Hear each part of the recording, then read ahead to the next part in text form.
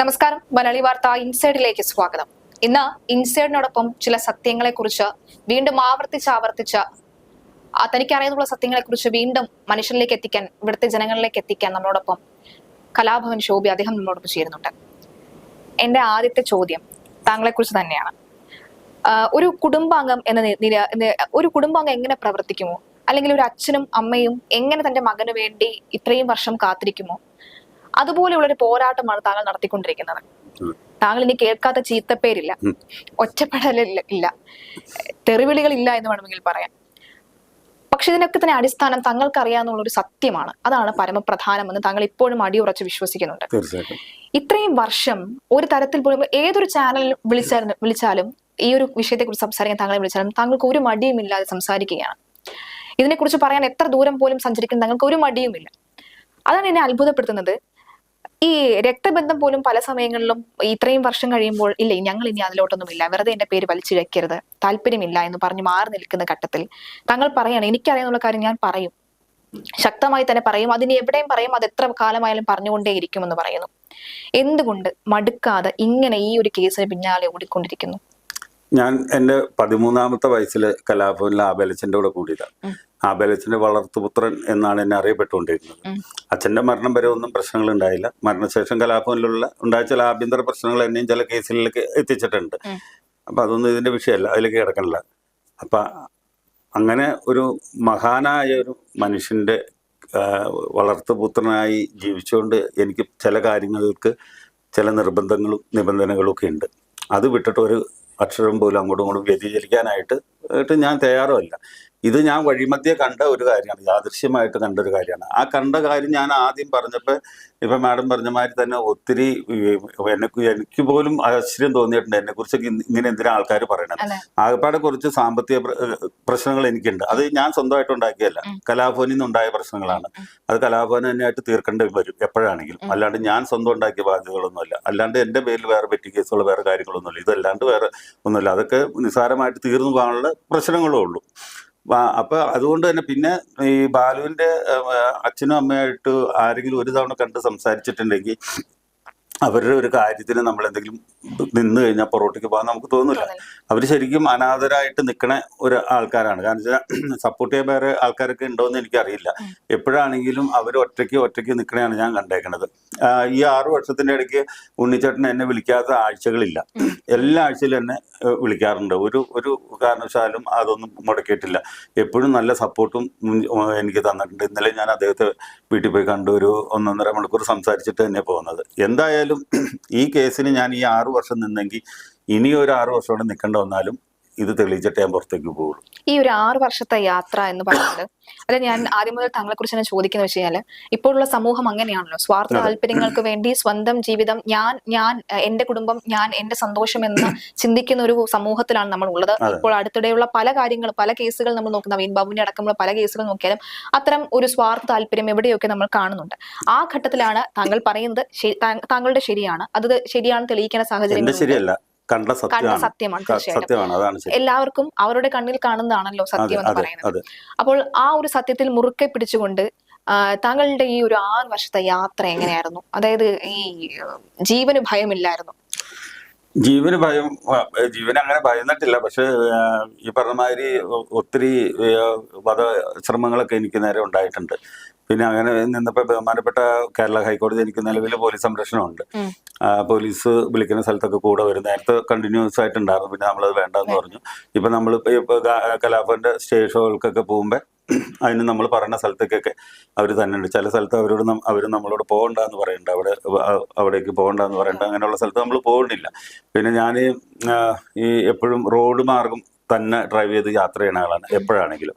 അപ്പോൾ ലുധിയാനയിൽ ഒരു ആവശ്യമായിട്ട് എനിക്ക് അവിടെ ചെറിയൊരു കാര്യങ്ങളുണ്ട്. പോയിട്ട് വരുന്ന സമയത്ത് വഡോദര ഹൈവേ എല്ലാവർക്കും അറിയാമായിരിക്കും, വലിയ കൊലപാതകമൊക്കെ നടന്നൊരു ഹൈവേ ആണ് വഡോദര എക്സ്പ്രസ് ഹൈവേ. ആ ഹൈവേ കഴിഞ്ഞ് ടോൾ കൊടുത്ത് കഴിഞ്ഞ് നിൽക്കുമ്പോൾ എൻ്റെ ഓഫീസിൽ നിന്ന് വിളിച്ചപ്പോൾ ഞാൻ വണ്ടി ഒതുക്കിയിട്ട് ഫോൺ സംസാരിച്ചുകൊണ്ട് നിൽക്കുമ്പോൾ എൻ്റെ ഫ്രണ്ടിൽ ഒരു വണ്ടി വന്നു നിന്നു, ഒരു ഫോർച്യൂണർ കാർ ഇങ്ങനെ വട്ടം ഇങ്ങനെ കയറി വന്നു നിന്നു. ഇച്ചിരി ഗ്യാപ്പിൽ ഒരു 6 മണിയൊക്കെ ആയിട്ടുള്ളൂ വൈകുന്നേരം, പെട്ടുമുണ്ട്. അപ്പോൾ ടോളിൽ നിന്ന് ഒരു 20-30 മീറ്റർ ഗ്യാപ്പുള്ളൂ ഈ നിൽക്കണേ. അപ്പോൾ അതിൻ്റെ ബാക്കിലെ ഗ്ലാസ് താഴ്ന്നു, ഒരു മുഖം മറിച്ച ഒരാൾ തല ഇങ്ങനെ പുറത്തേക്ക് ഇറങ്ങുന്നു, തോക്കെടുക്കണം, ഒറ്റ ഷൂട്ട് എൻ്റെ കാറിൻ്റെ. അപ്പൊ നമ്മുടെ ജഗതി ചേട്ടൻ ഏതോ ഒരു സിനിമ പറഞ്ഞ കേട്ടു, പുകയും കേട്ടു വെടിയും കേട്ടു, എന്താണെന്ന് നമുക്ക് മനസ്സിലായില്ല, സത്യത്തിൽ മനസ്സിലായില്ല. അപ്പോഴത്തേക്ക് ഞാൻ ഡോറ് തുറന്ന് പുറത്തേക്ക് ഇറങ്ങിയപ്പോഴത്തേക്ക് ഈ വണ്ടി എടുത്തിട്ട് മുന്നോട്ടേക്ക് പോയി.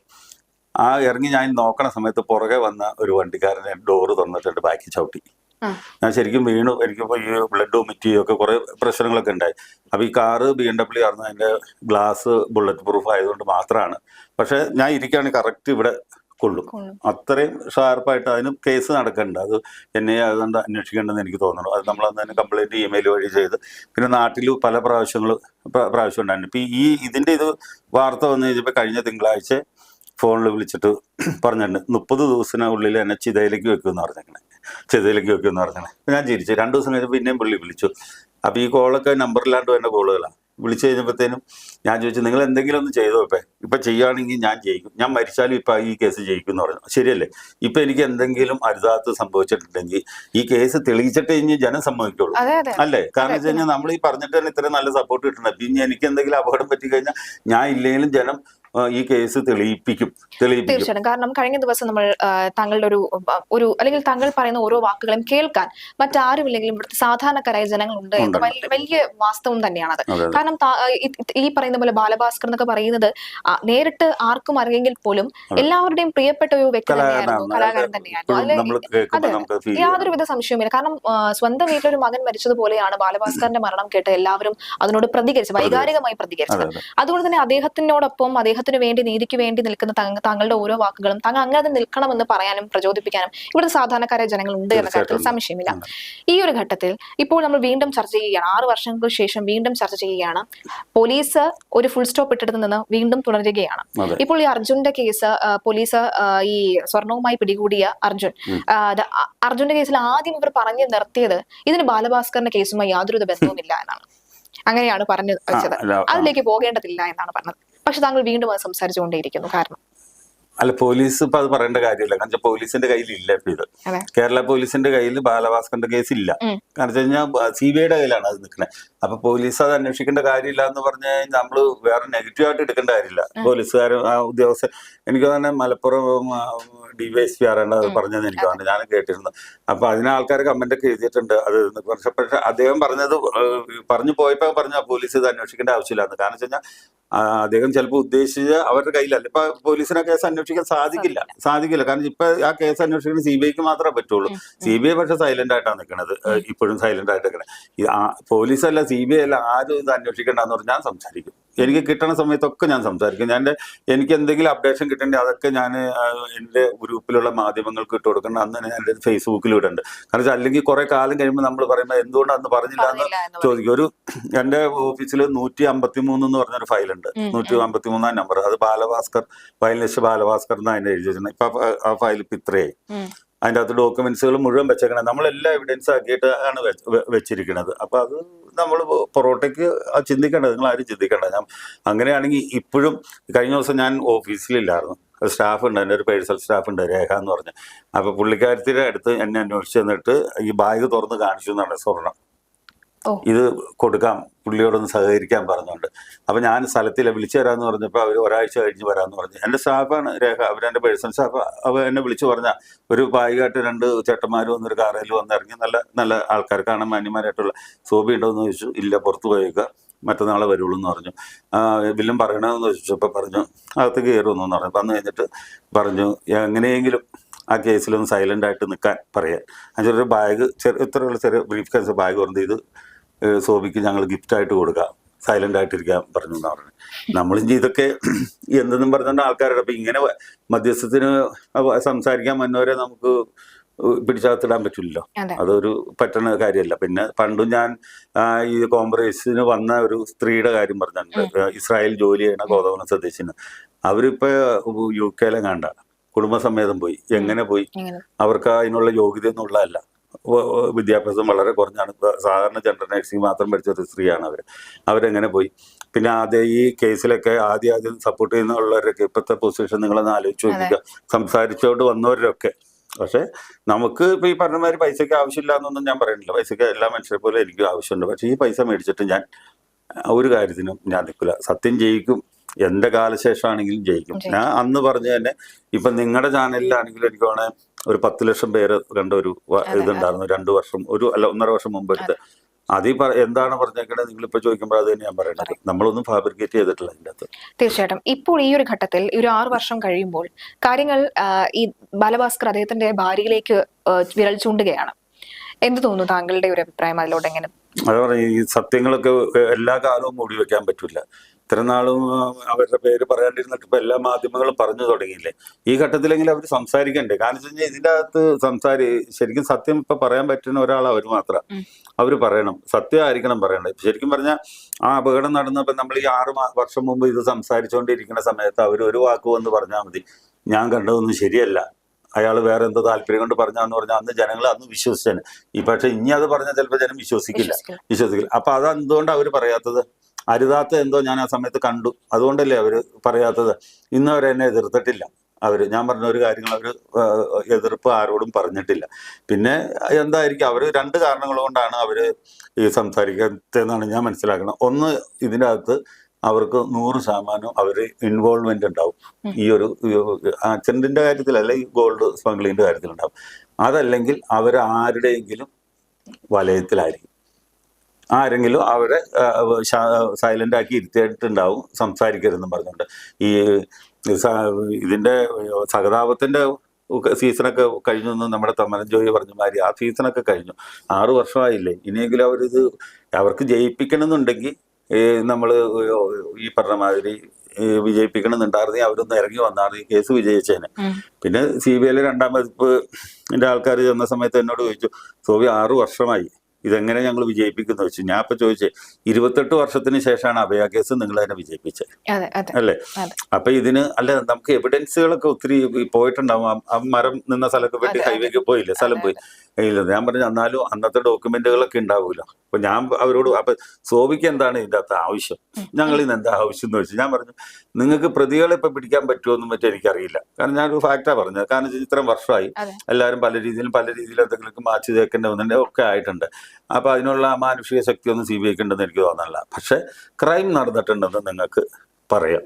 അത് നിങ്ങൾ അന്വേഷിച്ചിട്ട് നിങ്ങൾക്ക് ബോധ്യപ്പെട്ടിട്ടുണ്ട് ക്രൈം നടന്നിട്ടുണ്ടെന്നും പറഞ്ഞൊരു ഫയൽ മടക്കാലോ എന്ന് പറഞ്ഞു. അല്ല, അങ്ങനെ ചെയ്യാൻ പറ്റുമെന്ന് ചോദിച്ചു. ഞാൻ പറഞ്ഞു, വിതുര കേസിൽ CBI അതാ ചെയ്തേക്കണേ. വിതുര കേസിൽ ക്രൈം നടന്നിട്ടുണ്ട്, പക്ഷെ പ്രതികളിലേക്ക് എത്താൻ സാധിച്ചില്ല എന്ന് പറഞ്ഞുകൊണ്ട് കേസ് മടക്കിയത് കോടതി സ്വീകരിച്ചു. വേറെ ഒബ്ജക്ഷൻ ഒന്നും പിന്നെ പോയിട്ടില്ല. അങ്ങനെ നിങ്ങൾ ചെയ്യേണ്ടി വരും. അല്ല, അതിന് ഞങ്ങൾക്ക് തെളിവ് കിട്ടണ്ടേ? ഞാൻ പറഞ്ഞു, സാറേ എന്നെ കൊണ്ട് പറ്റുന്ന തെളിവുകളൊക്കെ ഞാൻ കൊണ്ട് തന്നിട്ടുണ്ട്.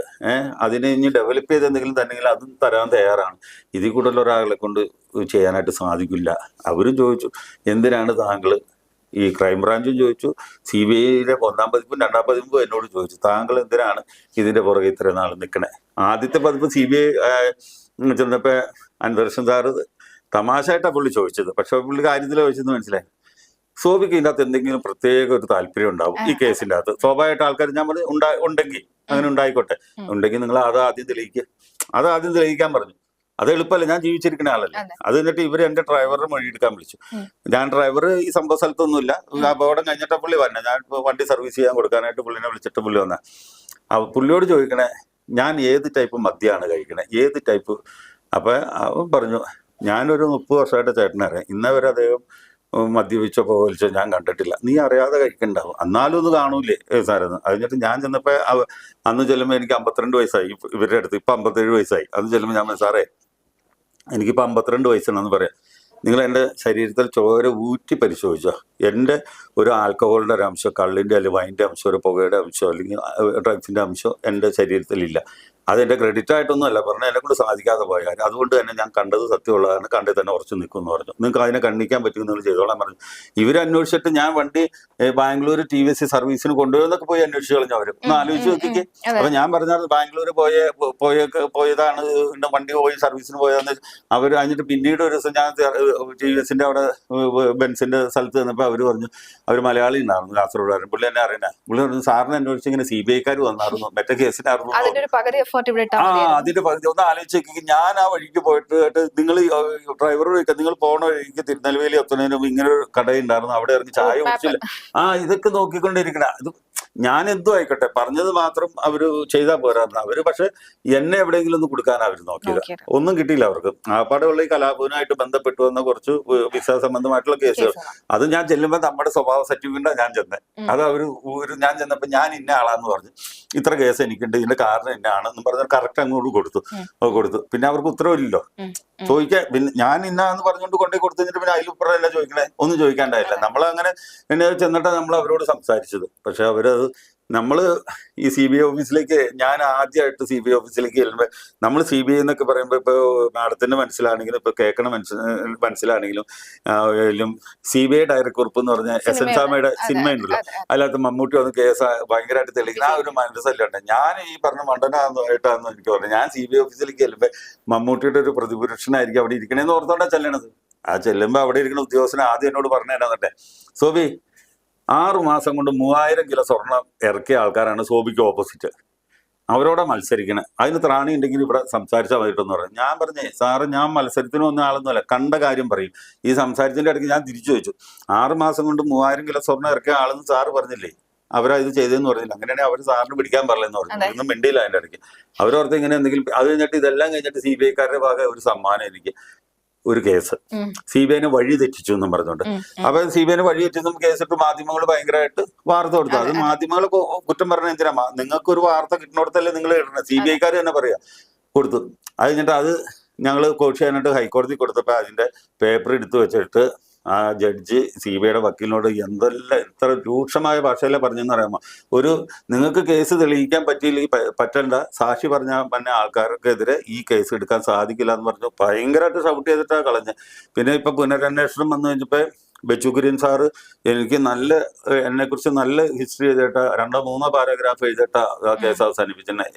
ഒരു പ്രൈം വിറ്റ്നസ് ആയിരുന്നു, അതിനെ നിങ്ങൾ വേണ്ട രീതിയിൽ കൈകാര്യം ചെയ്തില്ല എന്ന് പറഞ്ഞുകൊണ്ട്. അതൊക്കെ സത്യമല്ലേ. ഇപ്പൊ ഞാൻ പറഞ്ഞില്ല, നമ്മളെ ഇപ്പൊ മാഡം പറഞ്ഞുകൊണ്ട് ഈ കേസ് വിജയിക്കാൻ വേണ്ടിയിട്ടാണ് ഇപ്പൊ ഞാൻ നിൽക്കുമ്പോ ഇന്നിപ്പോ 47ാമത്തെ പ്രാവശ്യമാണ് ഈ ബാലഭാസ്കറിന്റെ കേസായിട്ട് തിരുവനന്തപുരത്ത് മാത്രം വരുന്നത്. ഒന്നല്ലെങ്കിൽ ചാനലിന്റെ ആവശ്യത്തിന്, അല്ലെങ്കിൽ വക്കീലിനെ കാണാൻ, അല്ലെങ്കിൽ ഉണ്ണിച്ചേട്ടനെ കാണാൻ, അല്ലെങ്കിൽ CBI, ക്രൈംബ്രാഞ്ച്, CJMൽ കുറെ തവണ. ഇപ്പൊ 47 പ്രാവശ്യം ഞാൻ വന്നതിന്റെ കണക്ക് പറയണതല്ല. അപ്പോഴും ഞാൻ ആര് വിളിച്ചാലും പോകുമെന്ന് പറഞ്ഞതിന്റെ കാരണം വെച്ച് കഴിഞ്ഞാൽ, ഒരു 10-15 പേര് അറിഞ്ഞു കഴിയുമ്പോൾ അതിൽ ആരെങ്കിലും ഒരാൾ ഒന്നുകൂടെയും കണ്ടിട്ട് ഇതിനൊരു എവിടെയെങ്കിലും ഒരു വഴിത്തിരിവ് വരണമെങ്കിൽ വരട്ടെ എന്ന് ഓർത്തോണ്ടാണ് നമ്മൾ. ഒന്നുമില്ലെങ്കിലും നമുക്ക് ഈ മറന്നുപോയ ആൾക്കാരങ്ങനെ പെട്ടെന്നൊന്നും മറക്കില്ല. പക്ഷെ എന്നാലും അവർക്കിടയിലെങ്കിലും ഒരു ചർച്ചയാക്കാനെങ്കിലും കഴിയുന്നുണ്ടല്ലോ. പക്ഷെ ഇതിന്റെ അകത്ത് നമുക്ക് ഏറ്റവും സങ്കടകരമായിട്ടുള്ള, ഈ ബാലുവിന്റെ കൂടെ വർക്ക് ചെയ്തുകൊണ്ടിരുന്ന കലാകാരന്മാര്, അവരൊക്കെ മൃഗങ്ങൾക്ക് തുല്യമായിട്ടാണ് ഞാൻ കൂട്ടുന്നത്. മൃഗങ്ങൾ ഇതിനേക്കാളും നല്ലതായിരിക്കും. ഇന്നലെ കണ്ടില്ല നിങ്ങളുടെ ചാനലിലൊക്കെ ഉണ്ടാകുന്ന ആന ഇത് പോയിട്ട് വന്നിട്ട് അതിന്റെ കൂടെ വന്ന ആന കൂട്ടം അവിടെ കൂടി നിന്ന് ചിഹ്നം വിളിക്കണൊക്കെ കാണുമല്ലേ. മൃഗങ്ങൾക്ക് പോലും ആ സ്നേഹമുണ്ട്. അത് എന്നിട്ട് ഈ ബാലുവിന്റെ കൂടെ നടന്ന് ഈ ലോകം മുഴുവൻ സഞ്ചരിച്ച അവന്റെ കൂടെ നിണ്ടാർന്ന കലാകാരന്മാര് ഒരു വാക്ക് പോലും ഇവർക്ക് വേണ്ടിയിട്ട് സംസാരിച്ചില്ല. അവര് ഓർത്തോട്ടോ, ഇവർക്കൊക്കെ ഈ ഗതി എന്തെങ്കിലും വന്നു കഴിഞ്ഞാൽ വെറുതെ കിടക്കലേ ഉണ്ടാവുള്ളൂ, ഒരാളും തിരിഞ്ഞു നോക്കാൻ ഉണ്ടാവില്ല. ഒരു 10 ആർട്ടിസ്റ്റുമാരെങ്കിലും സപ്പോർട്ട് ചെയ്ത് അവരുടെ ഫേസ്ബുക്കിലും അതിലേക്ക് നമ്മുടെ ഇതൊന്നിട്ട് മതി. നമ്മളിപ്പോ ഈ വാർത്ത നിങ്ങൾ പറഞ്ഞില്ല, എനിക്ക് കുറച്ച് ഗ്രൂപ്പുണ്ട്, ഒരു 4-5 പേരുള്ള പല ഗ്രൂപ്പുകളുണ്ട്. ഞാൻ അവർ നോക്കിയാലില്ലല്ലോ അതിലേക്ക് ഇട്ട് കൊടുക്കണ്ട് വന്ന വാർത്തകളൊക്കെ ഇട്ട് കൊടുക്കുന്നുണ്ട്, അറിയട്ടെ എന്ന് ഓർത്തുണ്ട്. പക്ഷെ ബാലുവിന്റെ കൂടെ വർക്ക് ചെയ്ത് സമ്പന്നരായ കലാകാരന്മാര് ആരും, അല്ലെങ്കിൽ ബാലുവിന് തോളെ കൈയിട്ടുകൊണ്ട് നടന്ന ഒരു ആർട്ടിസ്റ്റും ബാലുവിന് വേണ്ടിയിട്ട് ഈ സമയം വരെ ഒന്നും സംസാരിച്ചിട്ടില്ല.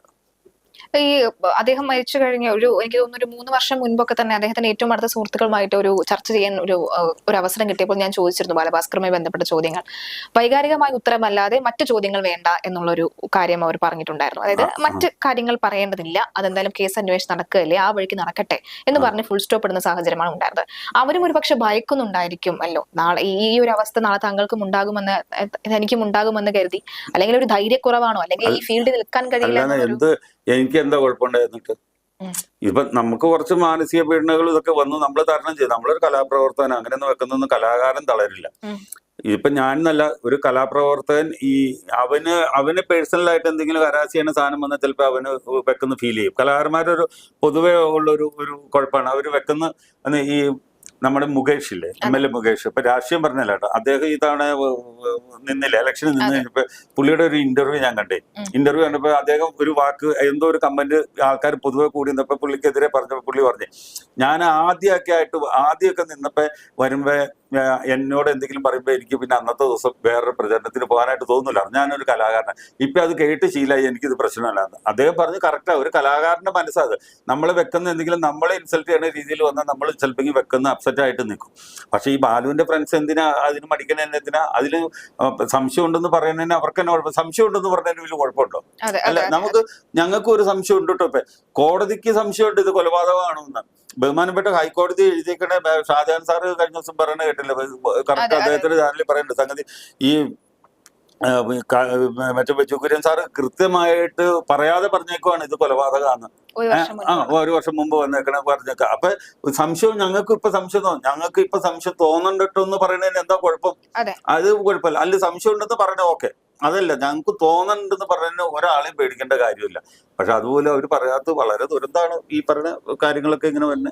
തീർച്ചയായിട്ടും ഈ ഘട്ടത്തിൽ എന്താണ് അദ്ദേഹത്തിന്റെ അച്ഛന്റെ ഒരു നിലപാട് എങ്ങനെയാണ്? പ്രത്യേകിച്ചും ഇപ്പോൾ എനിക്ക് തോന്നുന്നു 6 വർഷത്തിന് ശേഷം വീണ്ടുമാണ് ഈ ഭാര്യയിലേക്കൊക്കെ തന്നെ വിരൽ ചൂണ്ടപ്പെടുന്ന സാഹചര്യം ഉണ്ടാകുന്നത്, ചർച്ച വരുന്നു, പലതരത്തിലുള്ള കാര്യങ്ങളൊക്കെ വരുന്നു. താങ്കൾ വീണ്ടും ഒന്ന് ഇതുമായി ബന്ധപ്പെട്ട കാര്യങ്ങൾ പറയുമ്പോൾ കഴിഞ്ഞ ദിവസം അദ്ദേഹത്തെ കണ്ടെന്ന് പറയുന്നു. അദ്ദേഹത്തിന്റെ ഒരു നിലപാട് ഇപ്പോൾ, അല്ലെങ്കിൽ അദ്ദേഹം എന്താണ് ഇപ്പോൾ പറയുന്നത്? അല്ല, എങ്ങനെയെങ്കിലും ഇതിനൊരു തുമ്പുണ്ടാവണം കേസിന്. അദ്ദേഹം പറഞ്ഞ ക്രൈം നടന്നിട്ടുണ്ടെന്ന് ഇവർ സമ്മതിക്കണം. ഇപ്പൊ ഈ പറഞ്ഞ മാതിരി അവരിലേക്ക് എത്താൻ പറ്റുമെന്നും പറ്റാൻ നമുക്ക് അറിയാൻ പാടില്ല. അതൊക്കെ സ്വാധീനം ഉപയോഗിച്ചിട്ട് കൊണ്ടുവന്ന് നമുക്ക് ഇങ്ങനെ നിൽക്കുമ്പോഴും ഒരേ അപ്ഡേഷൻ വരുന്നുണ്ട് ഇതിൻ്റെ അകത്ത്. ഈ ആൾക്കാർ നമ്മൾ ഈ കുറെ ചിലപ്പോൾ ഞാൻ ഇപ്പൊ കഴിഞ്ഞ ദിവസം ഇപ്പൊ ഇതിന്റെ വാർത്ത വന്നതിന് ശേഷം ഒരാൾ എന്നെ വിളിച്ചിട്ട് പറഞ്ഞു, സോബി, കേരളത്തിലുള്ള ഒരു പ്രമുഖ ജുവലറി ഉടമയാണ് ഇതിന്റെ പിന്നിൽ. എന്നിട്ട് അദ്ദേഹം തന്നെ പറഞ്ഞു, ആ ഉടമയ്ക്ക് ഈ ആക്സിഡന്റോ കൊലപാതകവുമായിട്ടോ യാതൊരു ബന്ധവുമില്ല എന്ന് പറഞ്ഞു. ബന്ധമില്ല. പക്ഷെ അയാളുടെ ആൾക്കാരായതുകൊണ്ട് സോബി ഇപ്പൊ എവിടെ ചെന്ന് എന്ത് പറഞ്ഞാലും അതിന് സോബിക്ക് അനുകൂലമായിട്ട് വന്നെങ്കിൽ അവരെ ഇയാൾ പോയി കിട്ടും. രാഷ്ട്രീയ ഇടപെടലൊന്നുമില്ല, പൈസയുടെ ഇടപാടേ ഉള്ളൂ. അപ്പൊ അത്രയും സ്വാധീനമുള്ള ഒരാളാണ്. ഒരാളുടെ പേരെന്നോട് പറഞ്ഞു. അപ്പൊ നമ്മൾ ബ്രെയിൻ മാപ്പിങ്ങിന് തന്നെ പറഞ്ഞു പൊക്കോളാം എന്ന് ഓർത്തോണ്ടാ നമ്മൾ നിൽക്കണേ. അപ്പൊ ഇങ്ങനെ ഓരോരുത്തർ കൃത്യമായിട്ട് കാര്യങ്ങൾ നമ്മളിലേക്ക് എത്തിക്കണ്ട. ഇങ്ങനെ ഇപ്പൊ ഞാൻ ബ്രെയിൻ മാപ്പിങ്ങിന് ബലം കൂട്ടണതിന്റെ കാരണം എന്ന് വെച്ച് കഴിഞ്ഞാൽ നമ്മൾ മയങ്ങിക്കെടുക്കുക. അപ്പൊ നമ്മളോട് ഇതെല്ലാം ചോദിക്കുമ്പോൾ നമ്മൾ സിനിമ പറഞ്ഞമാതിരി പറയുമെന്നാണ് പറയണത്. അപ്പൊ നമ്മൾ ജനിച്ച സമയം തൊട്ട് ആ സമയം വരെയുള്ള കാര്യങ്ങൾ ഇവർ ചോദിച്ചു കഴിയുമ്പോൾ നമ്മളെല്ലാം പറയും. അപ്പൊ അപ്പൊ ബ്രെയിൻ മാപ്പിങ്ങിന് ഇവർ സമ്മതിച്ചാലും ഞാൻ ഒരു കണ്ടീഷൻ പറഞ്ഞിട്ടുണ്ട്, ലൈവ് ഉണ്ടെങ്കിൽ മാത്രമേ ഞാൻ സമ്മതിക്കുള്ളൂ. ചാനലുകാർ ആരൊക്കെയാണോ അവരെല്ലാം ക്യാമറ കൊണ്ട് ഫിറ്റ് ചെയ്യാം. ഇപ്പൊ ഇത് ഇവിടെ വെച്ചാൽ നമ്മൾ ചെയ്യണമെങ്കിൽ ഇതിൻ്റെ ഉള്ളിൽ ക്യാമറ വെച്ച് ഫിറ്റ് ചെയ്തിട്ട് അവർ മാറി നിന്നോട്ടെ. അവിടെ നടക്കണം. എനിക്ക് ഇഞ്ചക്ഷൻ ചെയ്യണ സമയം തൊട്ട് അവസാനം ഇതിൻ്റെ അത് മരണം വരെ സംഭവിക്കാം ഇത് ചെയ്യുമ്പോൾ. ഈ മെഡിസിൻ അത്ര ഡോസ് ഉള്ളതെന്നാ പറയുന്നത് ഡോക്ടർമാരൊക്കെ ഉണ്ടെങ്കിലും. അപ്പൊ ക്യാമറയിൽ ലൈവ് ഇപ്പൊ ഞാൻ കയറി വന്ന അവിടെ തൊട്ട് ഇഞ്ചക്ഷൻ കിടന്ന് മയങ്ങണ തൊട്ട് ഇറങ്ങണ വരെയുള്ള ഫുള്ള് ലൈവ് പോകണം. അതിന് തയ്യാറാണ്. അപ്പൊ പറഞ്ഞ ഇന്ത്യൻ ജുഡീഷ്യറിയിൽ ഇതില്ല എന്ന് പറഞ്ഞത്. ഞാൻ പറഞ്ഞ ഇന്ത്യൻ ജുഡീഷ്യറിയിൽ ഇല്ല എന്ന് പറഞ്ഞത് ഇതൊരു നാടിനെ നശിപ്പിക്കുന്ന കാര്യമൊന്നുമല്ല. എന്റെ അപ്പൊ പുള്ളി എന്നെ പേടിപ്പിക്കുക. ഈ രണ്ടാമത്തെ ഉദ്യോഗസ്ഥൻ പറയാ, ഞങ്ങൾ ചോദിക്കുമ്പോൾ 2012 സെപ്റ്റംബർ 25 വെളുപ്പിന് സോബി എന്താ കണ്ടതെന്നല്ല ചോദിക്കണേ. സോബി എവിടെ ജനിച്ചു, സോബിയുടെ കുടുംബ പശ്ചാത്തലം, സോബി എന്നെ വർക്ക് ചെയ്യണം, സോബിക്ക് എന്തൊക്കെ പ്രശ്നമുണ്ട്, വേറെ എന്തെങ്കിലും ബന്ധങ്ങളുണ്ട്, ഇതൊക്കെ. ഞാൻ പറഞ്ഞു, സാറേ എന്ത് ചോദിച്ചാലും എനിക്ക് പ്രശ്നമില്ല. എന്ത് ചോദിച്ചാലും ഇറങ്ങി വരുമ്പോൾ ഇച്ഛയെന്ന് പറഞ്ഞ ഒരു സാധനം ഞാൻ ചെയ്തിട്ടില്ല. അങ്ങനെ ചെയ്തിട്ടുണ്ടെങ്കിൽ ഞാൻ അറിഞ്ഞോട്ടെ, അത് എന്റെ വിഷയമല്ല. അപ്പോഴും വന്ന് നിൽക്കുമ്പോൾ ഇതിലല്ലേ വന്ന് നിൽക്കുള്ളൂ. ഞാൻ എന്നെ കുറിച്ച് തന്നെ ഞാൻ എത്ര മോശമായിട്ട് പറഞ്ഞാലും ഇവിടെ വരുമ്പോഴത്തേനും ക്ലിയർ ആവും ഈ കാര്യം. എനിക്ക് അത്രേ ഉള്ളൂ. അപ്പൊ പുള്ളി അവരും അവിടെ ഉത്തരം മൂട്ടി നിൽക്കുകയാണ്. അവര് നമ്മളിങ്ങനെ ഇനിയിപ്പോ ഒരു അന്വേഷണ ഏജൻസിനെ വെക്കുകയാണെങ്കിൽ അവരാദ്യം എന്റെ പിന്നിൽ എനിക്ക് എന്താണ് ഇതിന്റെ അകത്തുള്ള ഇഷ്ടം താല്പര്യം എന്നായിരിക്കും അന്വേഷിക്കാൻ പോണത്. അത് എന്റെയൊക്കെ വരും. അതിലേക്ക് വന്നിട്ട് എന്ത് കാര്യം എന്നാ ഞാൻ ചോദിക്കണം. ഒരു കാര്യം എന്നെ അവർക്ക് കണ്ടെത്താൻ പറ്റില്ല. ഞാൻ പറഞ്ഞു, സാറ് നിങ്ങൾക്ക് എന്തെങ്കിലും അറിയണമെങ്കിൽ എന്നോട് ചോദിച്ചോ, ഞാൻ കൃത്യമായിട്ട് പറയാം. നിങ്ങൾ എന്തെങ്കിലും കേട്ടിട്ടുണ്ടെങ്കിൽ എന്നോട് ചോദിച്ചോ, സത്യമായിട്ടുള്ള കാര്യം ഞാൻ പറയാം. അല്ലാണ്ട് അത് അന്വേഷിച്ച് പിടിച്ച് നടന്നിട്ട് ഈ സമയം കളയാണ്ട് ഈ കേസ് ഒന്ന് വിജയിപ്പിക്കാൻ നോക്കാനാ പറഞ്ഞത്. കേസുമായി ബന്ധപ്പെട്ട ഏറ്റവും ഒടുവിലത്തെ അപ്ഡേഷൻ എന്തായിരുന്നു? എങ്ങനെ ഈ ഒരു കേസുമായി ബന്ധപ്പെട്ട് ഒടുവിലത്തെ അപ്ഡേഷൻ CBI നിന്നായിക്കോട്ടെ, ഒടുവിലത്തെ അപ്ഡേഷൻ അല്ല, CBIയുടെ അടുത്ത് അപ്പൊ ഇതിന്റെ ഇടയ്ക്ക് ഈ അന്വേഷണത്തിൽ രണ്ടാമത്തെ പതിപ്പിന്റെ അടുത്ത് 3 4 പ്രാവശ്യം പോയി. ഒരു പ്രാവശ്യം ഞാൻ ചെന്നപ്പോൾ പറഞ്ഞു, കൊടകര പാലത്തിന്റെ അടിയിൽ വെച്ചിട്ട് ഞാൻ അവിടെ തൃശ്ശൂർക്ക് ഒരു ദിവസം പോണ സമയത്ത് പകല് ഫോൺ വന്നപ്പോൾ സൈഡിൽ ഒതുക്കിയിട്ട് വണ്ടിയിൽ സംസാരിക്കുമ്പോൾ ഒരാൾ എന്നോട് വന്ന് പറഞ്ഞു, ചേട്ടാ 2018 സെപ്റ്റംബർ 24 രാത്രി 10:30ക്കും 11:00 ഇടയ്ക്ക് കൊടകര ഫ്ലൈ ഓവറിന്റെ അടിയിൽ വെച്ച് ബാലിച്ചന്റെ വണ്ടിയിൽ സ്വർണം കയറി. ഒറ്റയടിക്കാൻ പറയാം എന്നോട്. ഇച്ചിരി മദ്യവെച്ചിട്ടുണ്ട് അയാള് പറയാം. അപ്പൊ ഞാൻ ചോദിച്ചു, താനെങ്ങനെ ഇത് കണ്ടതെന്ന് ചോദിച്ചപ്പോൾ പുള്ളി പറഞ്ഞു, ഞാൻ ആ സമയത്ത് അവിടെ ഉണ്ടായിരുന്നു എന്ന് പറഞ്ഞു. അപ്പൊ ഇതിന്റെ എന്തൊക്കെ ഏർപ്പാടൊക്കെ ഉള്ള ഈ ഏർപ്പാട് കാരണം ഈ ഇടയ്ക്കിടയ്ക്ക് ഇങ്ങനെ ആൾക്കാരെന്ന് പറഞ്ഞാൽ എന്തൊക്കെ കിട്ടിയ പറ്റും. അപ്പൊ ഞാൻ ചോദിച്ചു, ബാലു ഒന്നും മിണ്ടിയില്ല എന്ന് ചോദിച്ചു. അപ്പൊ പുള്ളി പറഞ്ഞു ബാലുചേട്ടൻ ഭയങ്കരമായിട്ട് ഷൗട്ട് ചെയ്ത് കയറ്റാൻ പറ്റില്ല എന്ന് പറഞ്ഞ് ഭയങ്കര കരഞ്ഞൊക്കെ പറഞ്ഞു. എന്നിട്ട് ഇങ്ങനെ അടുത്ത് വന്നിട്ട് പറയാം അവളെ കാരണക്കാരി എന്ന്. ഞാൻ ചോദിച്ചു അവളോ ആരാന്ന് ചോദിച്ചപ്പോ ബാലുവിന്റെ ഭാര്യ. പുള്ളിയുടെ നീ മിന്നാണ്ട് അകത്ത് കയറിയിരിക്കണമെന്ന് പറഞ്ഞിട്ട് കയറ്റിയിരുത്തുന്ന ഇയാൾ പറയണത്. അവിടുന്ന് സ്വർണം കയറി പോകുന്നു. അപ്പൊ ഇവര് പുറപ്പെട്ട തിരിച്ചു നിന്ന് പുറപ്പെട്ടു എന്ന് പറഞ്ഞ സമയം കൊടകര എത്താനുള്ള സമയമൊക്കെ ഏകദേശം കണക്കാം. അപ്പോഴും ഈ CBI-ക്കാര് ഇവിടുത്തെ അവര് തന്നെ സമ്മതിക്കണ്ട. തൃശ്ശൂരിൽ നിന്ന് പുറപ്പെട്ട് വണ്ടിയുടെ സ്പീഡ് അനുസരിച്ചിട്ട് ഈ അപകടം നടന്ന സ്ഥലത്ത് വന്നതിന് മുക്കാൽ മണിക്കൂർ വണ്ടി മിസ്സിംഗ് ഉണ്ട്, എവിടെയോ മിസ്സിംഗ് ഉണ്ട്. അത് ഇവർക്ക് കണ്ടെത്താൻ പറ്റില്ല. ഞാൻ പറഞ്ഞ ആ മിസ്സിംഗിൽ ഒരു 15 മിനിറ്റ് ഈ കൊടകരയും അരമണിക്കൂർ ഞാൻ കണ്ട അക്രമമാണ്.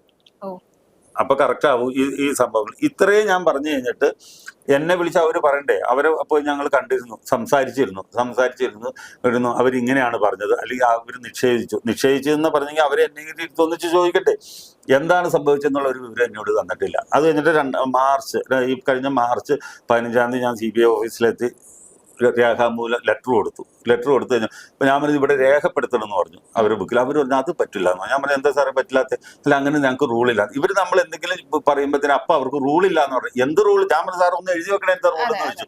അപ്പൊ അവര് പറഞ്ഞ റൂളില്ല. ഞാൻ പറഞ്ഞു ഇത് മേടിക്കുന്നതിന് കുഴപ്പമുണ്ടോ? ഞാൻ പറഞ്ഞു ഇത് നിങ്ങൾ മേടിച്ചില്ലേ ഞാൻ പുറത്തിറങ്ങിയിട്ട് ഇങ്ങോട്ട് രജിസ്റ്റർ ചെയ്തായിരിക്കും, പുറത്ത് തന്നെ പോസ്റ്റ് ഓഫീസിൽ ഉണ്ടെന്ന്. ആ പുള്ളി അത് മേടിച്ചു. അതിൻ്റെ അകത്ത് നമ്മൾ എഴുതിയിട്ടുണ്ട് എന്നെ ബ്രെയിൻ മാപ്പ് ചെയ്യണം, അത് ലൈവ് കൂടണമെന്ന് കൃത്യമായിട്ട് എഴുതി കൊടുത്തിട്ടുണ്ട്. ഇത്രയും കഴിഞ്ഞ് കഴിഞ്ഞപ്പോൾ പിന്നെ അത് കേസ് മടങ്ങിയെന്നാണ് അറിഞ്ഞത്. അപ്പൊ മടങ്ങിയെങ്കിലും ഇപ്പോഴത്തെ സാഹചര്യത്തിൽ എൻ്റെ അഡ്വക്കേറ്റ് രാമൻകർത്ത സാറ് കഴിഞ്ഞ ദിവസം ഇവിടെ വന്ന് CJM-ന്ന് ഈ പേപ്പറുകളെല്ലാം എടുത്തിട്ടുണ്ട്. അപ്പൊ ഞാൻ ഇച്ചിരി തിരക്കായതാണ്. അപ്പൊ ഒന്ന് കാണണം എന്ന് പറഞ്ഞിട്ടുണ്ട്. അപ്പൊ ഒന്നിരുന്ന് സംസാരിച്ചിട്ട് ഇപ്പൊ ഒന്നല്ലെങ്കിൽ ഇനിയിപ്പോ ഈ വന്ന തിങ്കളോ അല്ലെങ്കിൽ ബുധനാഴ്ചയോ ഹൈക്കോടതിയിൽ കൊടുക്കും. ഒന്നുകൂടി ഇപ്പത്തെ അപ്ഡേഷൻ വെച്ചിട്ടൊന്ന് കൊടുക്കും. ഇനി നമുക്ക് എന്തായിരിക്കും താങ്കൾ കരുതുന്നത്? അതായത് ഇതിനൊരു താങ്കൾ ആഗ്രഹിക്കുന്ന പോലെ ഉള്ളൊരു എൻഡ് ഉണ്ടാകുമെന്ന് പ്രതീക്ഷിക്കുന്നു? 100% ഉണ്ടാവും. 100. എന്റെ ബ്രെയിൻ മാപ്പ് ചെയ്യണതിന് എന്താ കുഴപ്പം? അപ്പൊ എന്നോട് ഇപ്പൊ ഈ കഴിഞ്ഞ ദിവസം എന്റെ ഓഫീസിലൊരു CI വിളിച്ചിട്ട് പറഞ്ഞു ബാംഗ്ലൂർ ഒരു പ്രൈവറ്റ് ഏജൻസി ഉണ്ട്. ഞാൻ ഇത് ചെയ്യാനായിട്ട് ഹൈദരാബാദും ബോംബെ ബാംഗ്ലൂരൊക്കെ തിരക്കുക. ബാംഗ്ലൂര് മറ്റടുത്ത് രണ്ടിടത്ത് വെച്ചപ്പോൾ പറഞ്ഞു കോടതിയുടെ പെർമിഷൻ വേണം. ബാംഗ്ലൂർ ചെന്നപ്പോൾ തന്നെ എന്നെ കണ്ടപ്പോൾ തന്നെ മലയാളി ഇരിപ്പുണ്ട്. കലാപം സോഫിയല്ല സാറേ ബ്രെയിൻ മാപ്പിങ്ങിനാണോ? അപ്പൊ നിങ്ങളിവിടെ ബ്രെയിൻ മാപ്പ് ചെയ്യാൻ വന്ന് അനുവദിക്കരുതെന്ന് ഞങ്ങൾക്ക് മോളിൽ നിന്ന് വിളിച്ചു പറഞ്ഞിട്ടുണ്ട്. ഒന്ന് ആലോചിക്കുക, 1.5 വർഷം മുമ്പ് കേൾക്കണേ. അപ്പൊ ഇപ്പൊ വേറൊരു ഏജൻസിയുടെ തന്നിട്ടുണ്ട്. പക്ഷെ അതിന് എന്നാ പ്രശ്നം എന്നാന്ന് പറഞ്ഞാൽ അതിൽ നമ്മൾ വിട്ട് ലൈവ് വിടുമ്പോഴത്തേനും ഇവര് പറയും അതൊക്കെ കൃത്രിമമായിട്ട് ചെയ്തതെന്ന് പറയും. ഈ CBI-ക്കാർ പറയും. നേരെ മറിച്ച് CBI തന്നെ കൊണ്ടിട്ടിട്ട് ലൈവ് ഞാൻ പറയാണ് ഇപ്പൊ നിങ്ങൾ ഇപ്പൊ ഈ നമ്മളിവിടെ ചർച്ച ചെയ്യുന്ന സമയത്ത് പറയാണ് ഞാൻ പറയാണ് എന്റെ ലൈവ് വിട്ടോ, എനിക്ക് കുഴപ്പമില്ല എന്ന് പറഞ്ഞാൽ നിങ്ങൾക്ക് എന്താ പ്രശ്നം? അപ്പൊ അല്ല നിങ്ങൾ പറയണെന്ന് അത് എഡിറ്റ് ചെയ്തൊന്ന് മോഡിഫൈ ചെയ്തിട്ടൊക്കെ വരണം എന്ന് പറഞ്ഞാൽ ഞാൻ പറയാം എഡിറ്റ് ഒന്നും ചെയ്യണ്ട, ഞാൻ പറയാം അങ്ങോട്ട് വിട്ടോ, നല്ലതാണെങ്കിൽ ചീത്തയാണെങ്കിൽ വിട്ടോ എന്ന് പറഞ്ഞാൽ നിങ്ങൾക്ക് വലിയ കുഴപ്പമുണ്ടോ? നിങ്ങളുടെ ക്രെഡിബിലിറ്റിനെ അല്ല ബാധിക്കണം, അത് എന്റെ ക്രെഡിബിലിറ്റിനല്ലേ ബാധിക്കുള്ളൂ. അത് പറഞ്ഞാൽ ഇവര് സമ്മതിക്കില്ല. അത് പക്ഷെ ഇതാണ് ഞങ്ങള് രണ്ടും കൽപ്പിച്ചാണ്. ഇപ്പൊ നല്ലൊരു എൻട്രി ആയിട്ടേക്കണം. നല്ലൊരു എൻട്രി എന്ന് പറഞ്ഞു കഴിഞ്ഞാൽ ഇതിലൊരു നല്ല ചാൻസ് കിട്ടുമെന്ന് എനിക്ക് തോന്നാണ്. അതിൻ്റെ അകത്ത് ഈ ഇവിടെ നടന്ന അപകടത്തിൽ വണ്ടി ഇടിച്ചു, അപകടം നടന്നു. അവിടെ നടന്നതിൽ സ്കൂട്ടറേല ഇടിച്ച് അവര് സ്കൂട്ടറേലായതുകൊണ്ട് അവര് മരിച്ചില്ല, ഇവിടെ ഒരു മരണമുണ്ട്. ഇത്രയും നടന്നത് രണ്ടും എല്ലാം നോക്കുമ്പോൾ ഓരോ പാറ്റേൺ വന്നേക്കണത്. ഈ അർജുനുമായി ബന്ധപ്പെട്ട് ഈ ഡ്രൈവിംഗ് സീറ്റിൽ ഇരിക്കുന്നത് അല്ലെങ്കിൽ ആ ഡ്രൈവറായി അദ്ദേഹത്തിന്റെ ജീവിതത്തിലേക്ക് വരുന്നത് മുതലാണല്ലോ സംഭവ വികാസങ്ങളുടെ തുടക്കമെന്ന് നമ്മൾ ഇപ്പോൾ കരുതുന്നത്. അപ്പോ വീണ്ടും ഈ അർജുൻ എന്ന വ്യക്തി അതായത് ഈ വാളെടുത്തവൻ വാളാൽ എന്നൊക്കെ പറയുന്ന ഒരു പഴഞ്ചൊല്ലുള്ളത് പോലെ തന്നെയാണ്. എത്ര നന്നായാലും നന്നാവില്ല. അതായത് നല്ലവനാകാൻ വേണ്ടിയിട്ടാണല്ലോ അദ്ദേഹം ഇവിടെ കൊണ്ട് നിർത്തിയെന്ന് പറയുന്നത്. അപ്പോ വീണ്ടും വർഷങ്ങൾക്ക് ശേഷം വീണ്ടും ഇത് കുത്തി പൊങ്ങി വരുമ്പോൾ വേണ്ട ഒരു ഗൗരവം ഇതിന് ഒരു ചെറിയ രീതിയിലെങ്കിലും കൊടുത്തിരുന്നെങ്കിൽ എത്രയും പെട്ടെന്നില്ലെങ്കിൽ എത്ര ദിവസം മുന്നേ നമുക്ക് ഈ കാര്യങ്ങളൊക്കെ തെളിയിക്കാൻ സാധിക്കുമായിരുന്നു. അല്ല, അത് തെളിയിക്കണം എന്ന് അവര് വിചാരിച്ചാൽ സാധിക്കുമായിരുന്നു.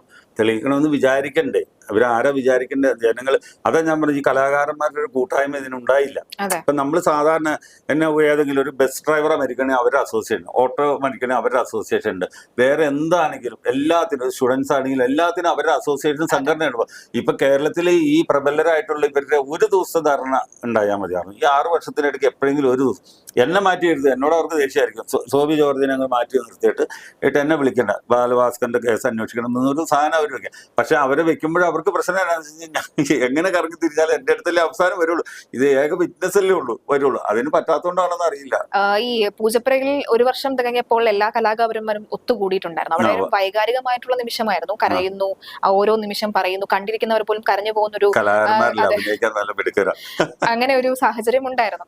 പക്ഷെ അവരെ ആരും പിന്നീട് മഷിയിട്ട് നോക്കിയാൽ പോലും കണ്ടില്ല. അത് താങ്കൾ കഴിഞ്ഞ ദിവസം തന്നെ മലയാളി വാർത്ത എന്ന ഒരു അഭിമുഖത്തിൽ സ്റ്റീഫൻ ദേവസിയെ കുറിച്ച് കൃത്യമായി പറയുന്നുണ്ട്.